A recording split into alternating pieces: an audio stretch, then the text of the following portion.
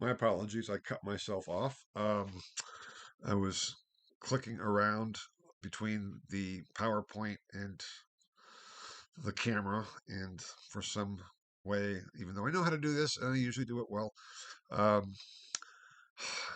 I screwed up and cut myself off. So this is actually will be posted as part two, lecture 1 week one part two. The introduction part was part one.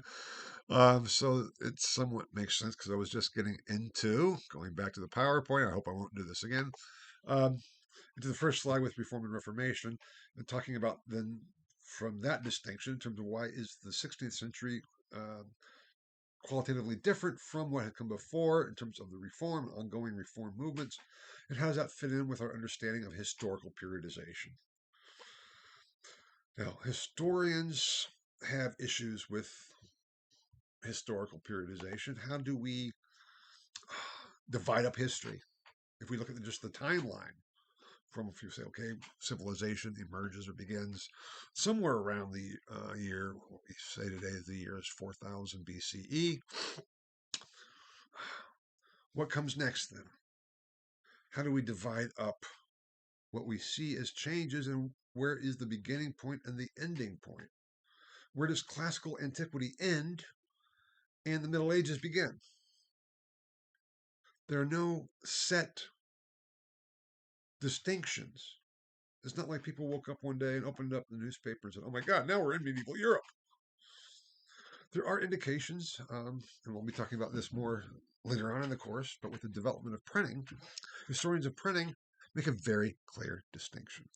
They divide up the history of printing from Gutenberg's 35-line Bible, 42-line Bible, um, throughout up until today, basically, as consisting of two periods. I mean, one is the incunabula period, or the cradle period of printing, which extends from the very earliest printed books, which even precede Gutenberg, because they were block prints before Gutenberg, but that gets into another issue, which I'll talk about maybe later.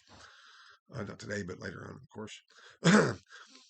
But then up until December 31st, 1500, because a book that was published on December 31st, 1500 is still in, it's called an incunabule. And it's trying to translate Latin directly into English, I think it's much. So an incunabulum, or an incunabule, with incunabula being the plural. And it's still part of that cradle position, that early birthing of printing. And a book published on January 1st, 1501 is simply an early printed book.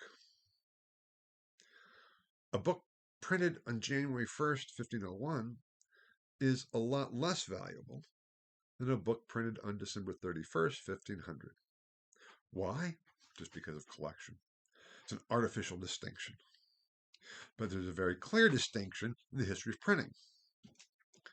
In the broader scheme of things, though, in terms of the Reformation, is there a point in time that we can say this is when it begins, that then this is the point that demarcates something different from something new and new developments? And so often that date has been seen as October 31st, 1517, when Martin Luther posted his 95 Theses on the door of the Wittenberg Castle Church. I'll be talking a lot more about that when we get there. But that has been seen as one of these like artificial points. But couldn't we identify other points that signify or symbolize or demarcate what had come before from what has come after? And I would say, yes, there can. And you will see in the course, I'm talking about a number of different possibilities for that point of change will appear. And I suggest actually a very clear one too, in that in February of 1520, as I'll be again talking extensively about later on in the course, when we get there, Luther had these two big discoveries, and that was for him was this big switch from trying to gain the Pope's support for his own position to all of a sudden saying the papacy is the Antichrist and going on a full-out attack. And I see that as this turning point. But we'll get there when we get there. But we can also point to other turning points all along the way. So the whole issue is what constitutes historical periodization? When does Europe stop being medieval and start becoming early modern? And can we really identify that transition point, which is the basis for our periodization, how we cut up our courses, as a historical quote unquote reality that makes some sense historically? Because all periodization is an artificial construct placed on the development of history itself, which is simply the continuation and continuing change and development of time itself. How do we carve up time and then qualitatively label it into these historical periods?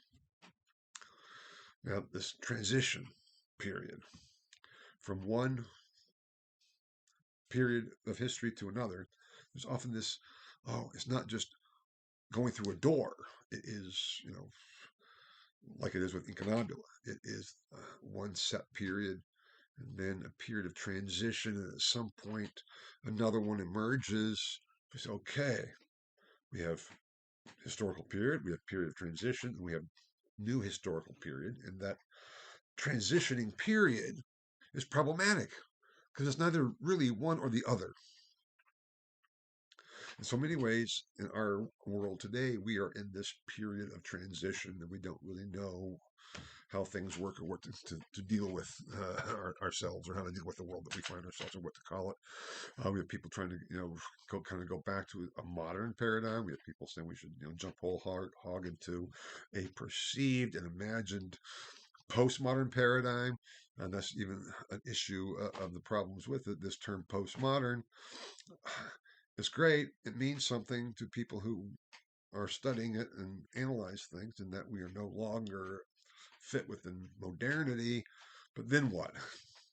Because then, if it is postmodern, then what comes after the period of postmodernity? It's simply postmodernity, and on we go. Anyway, that's the problematic that we're dealing with in this course in terms of this transition period from approximately 1300 to approximately 1600. How do we describe it, and when do we see the change being made?